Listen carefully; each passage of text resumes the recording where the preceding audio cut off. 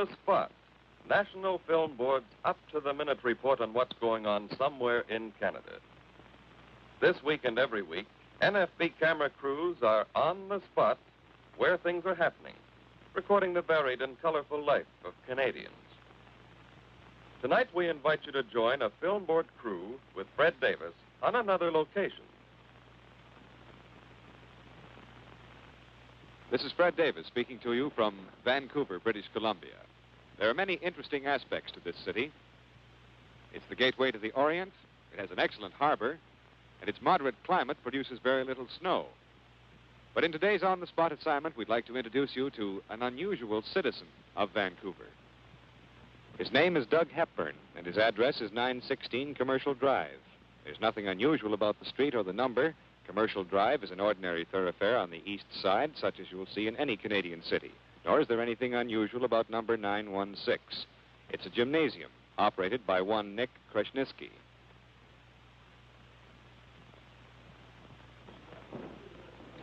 Here the local strongmen, weightlifters, and bodybuilders assemble, go through their paces, and talk shop. Here, too, is to be found Doug Hepburn. However, there is something unusual about him.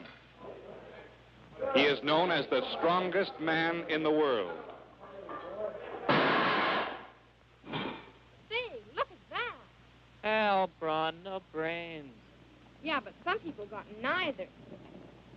The average man has always looked with suspicion upon strong men, considering them to be freaks of nature, abnormal beings. Nothing could be further from the truth.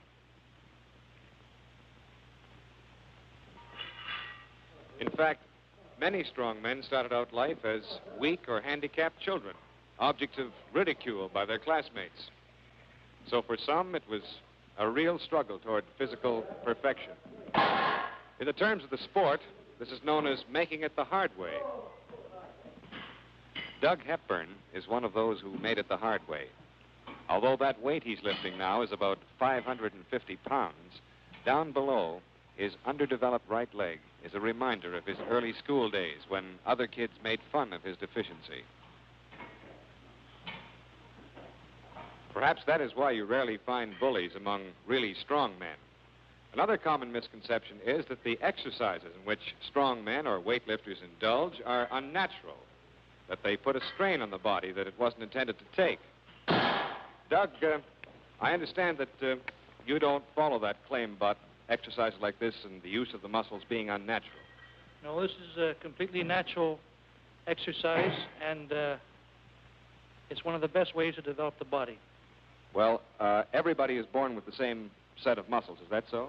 That's correct, but some people, these muscles lie dormant and are not brought into play. Whereas in the lifter, every muscle in the body is utilized, and they increase in size. How do you explain this sort of underdevelopment of the average man? Can you blame that on civilization or something like that? Well, you could, because in this day of mechanical age, they don't utilize their muscles anymore because they have cars and other ways of traveling, so on. They don't even walk very much anymore, and these muscles aren't enlarged as they should be. Well, how about in the case of a fellow who does manual labor? It's possible then that he wouldn't be fully developed, eh? Oh, that's quite possible. What about these muscles? Could you explain them to me? Well, I'm more of a weightlifter myself, and at this, I'd like to bring over Roy Hilligan, whose muscles are very defined, and he will pose, and I'll point them out for you. Fine.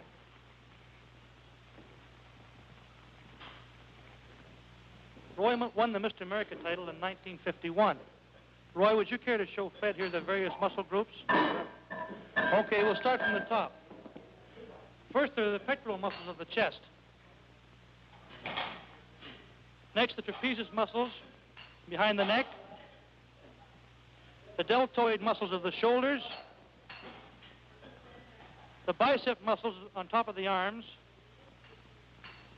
The tricep muscles on the back of the arms. The rhomboidus muscles of the upper back. The latissimus muscles on the side of the back. The abdominals, muscles of the stomach. Vastus muscles of the thighs. And the calf muscles.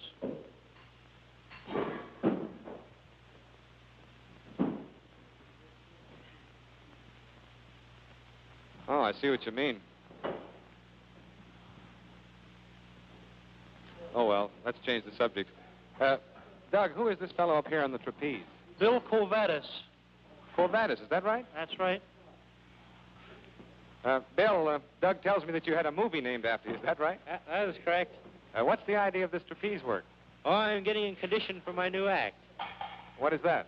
Oh, I'm suspending a pair of flying rings on a trapeze from a helicopter, working about 1,000 feet up. From a helicopter, and this is the way you condition yourself, is it, before you get up in the air? That's the general idea.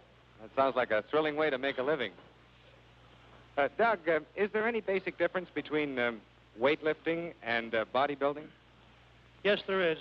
The weightlifter is concerned primarily with development of strength, whereas the physique man is interested solely in physique development. I see. Well, how do you go about developing these muscles? By various specialized exercises. Bill here is about to do a deep knee bend. And what muscles does that bring into play? This exercise influences the muscles of the lower body, especially of the hips, thighs, and lower back, which, incidentally, these muscles are the largest in the whole body. I see. And what other exercises are there? Well, there's the two hands clean and press. This lift is primarily a test of pure shoulder strength and is used in the Olympic Games as a competitive lift. It requires more strength and skill.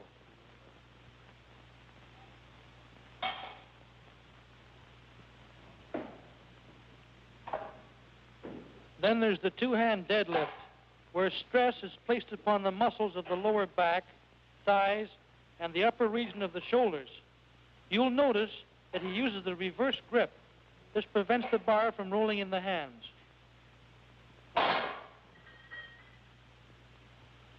On the other hand, there is the bench press. The weightlifter simply lies on a bench, lowers the bar to his chest, and from there presses it to arm's length. This movement develops the muscles of the chest and arms.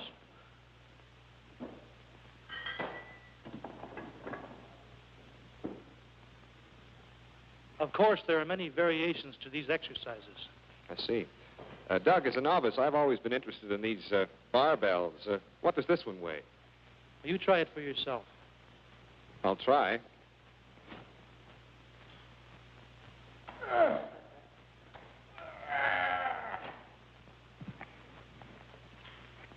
Well, I know I can't lift it. How much did you say it weighed?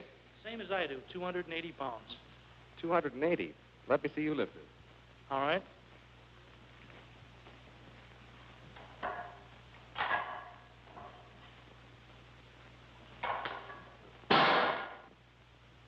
Doug, I noticed earlier that there are different techniques in lifting. Which is the technique that enables you to lift the greatest weight over your head? The two hands clean and jerk. Who? What is that again? The two hands clean and jerk. What does that mean? Well, that's in the terminology of weightlifters. It means taking the weight from the floor in one movement to the shoulders and from the shoulders to overhead in another movement. You feel like going through that one for me? All right.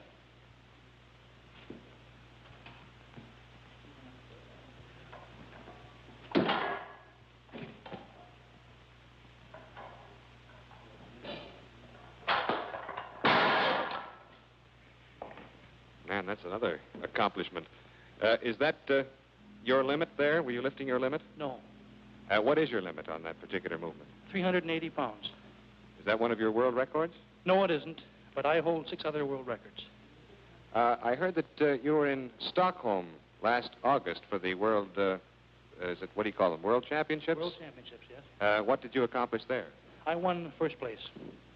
And countries from all over the world send their weightlifters to these tournaments, do they? There were 16 countries represented there. Does that include the Russians? Yes, the Russians had a full team.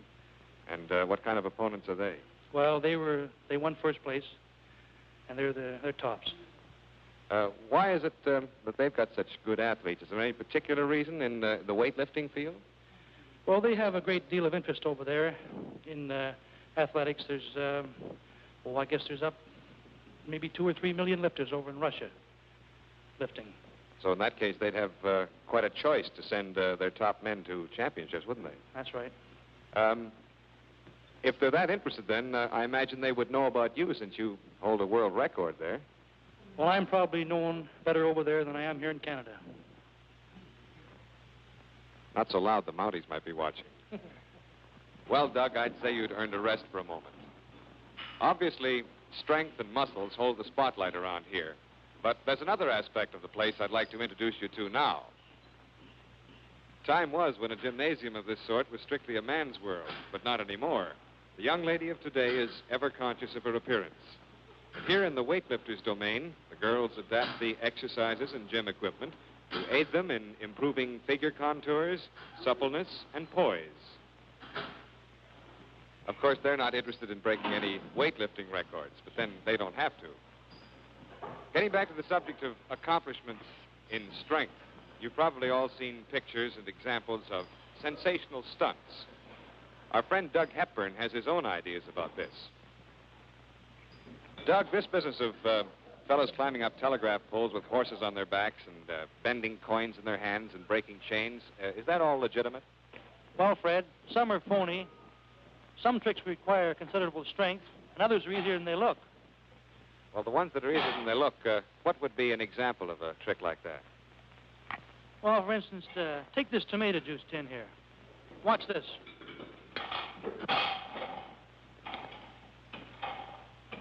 I see. Well, that's certainly clear enough. What about the phony tricks, Doug? What kind of a trick would fall in that category? Well, take bending coins, for instance, especially a 50-cent piece. There's been numerous old-time strongmen who were capable of this feat, but in those days the metal was of an inferior quality and not the metal that we use today. So that you couldn't take a modern 50-cent coin and bend it between your fingers or in the palm of your hand? No, the flesh wouldn't be able to stand the pressure put it on. It would simply tear. Well, how about these fellows that break chains? Is that a legitimate trick? No, it's a trick. There have been several strongmen that could break small chains. With the larger ones, there's a trick involved there. The last link is filed through, and solder is put in the space. Then the chain is passed among the crowd, and they're asked to pull on the end of it to test the strength. Naturally, the pressure isn't put on the last link. And the chain is returned to the strongman. He places it around his chest, joins the two last links together, expands his chest, and breaks the chain. Oh, that's how it's done. Well, what about the fellow that climbs up the telegraph pole with the horse strapped to his back? That takes real strength, doesn't it? Yes, it takes a considerable amount of strength.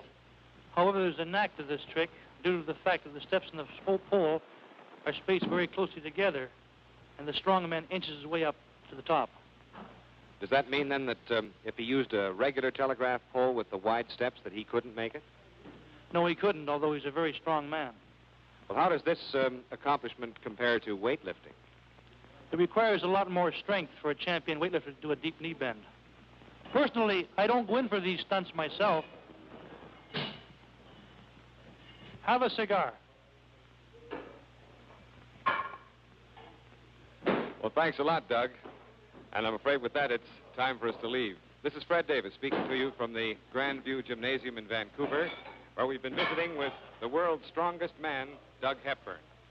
Join us again next week at this same time when the National Film Board will again present another Canadian on-the-spot story.